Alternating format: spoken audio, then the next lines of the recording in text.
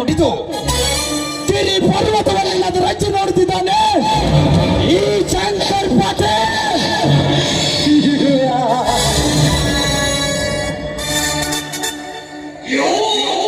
ಹೀಗೆ ಸೋಕಿಗೆ ತಿರುವೋಕಿಗೆ ಪೀಳಿಗೆದವನು, ಗತ್ತಿಗೆ ಗಾಂಭೀರ್ಯಕ್ಕೆ ಗಜಗಾಂಭೀರ್ಯಕ್ಕೆ ಪೀಳಿಗೆದವನು ಈ ಶಂಕರ್ ಪಾಟೀಲ್.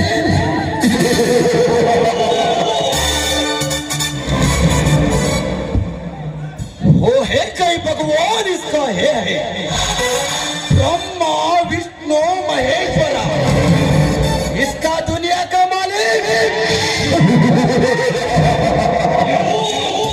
और है दुनिया में तीसरा भी है।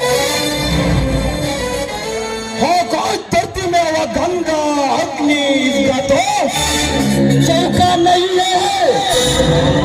इस नाटक में खेल खेलने वाला चौका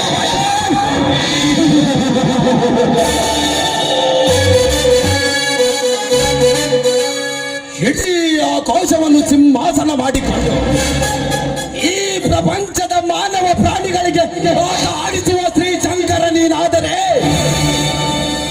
ಈ ಫಲದ ಭೂಮಿಯನ್ನು ಮೆಟ್ಟಿ ನಿಂತು ಕಂಡ ಕುಲವತಿಯರ ಮಾನನ ಹಾಳು ಮಾಡದಿದ್ದರೆ ನನ್ನ ಎದುರು ಸೂರ ಸರ್ದಾರ ಶಂಕರ್ ಪಟೇಲನೇ ಅಲ್ಲ.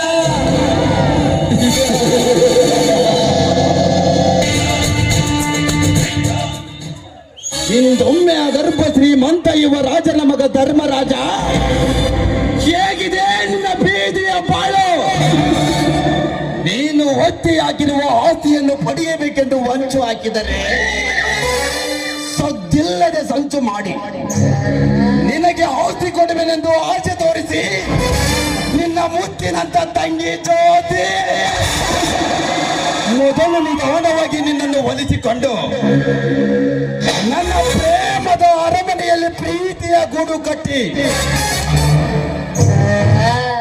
ಕಚ್ಚಿ ಕಚ್ಚಿ ತಿನ್ನುವೆ ನಿನ್ನ ಅಂಗ ಸುಖ.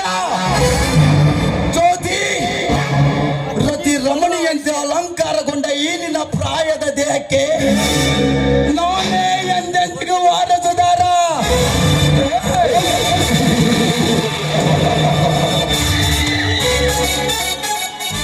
ಈ ಕೆಚ್ಚದೆಯ ಮನ್ಮಥನ ಮಡದಿಯನ್ನಾಗಿ ಮಾಡಿ ನಿನ್ನ ಜೊತೆ ನಕ್ಕು ನಲಿದಾಡಿದಾಗಲೇ ನನ್ನ ಪ್ರೇಮದ ಪುಟ ಪೂರ್ಣಗೊಳ್ಳುವುದು.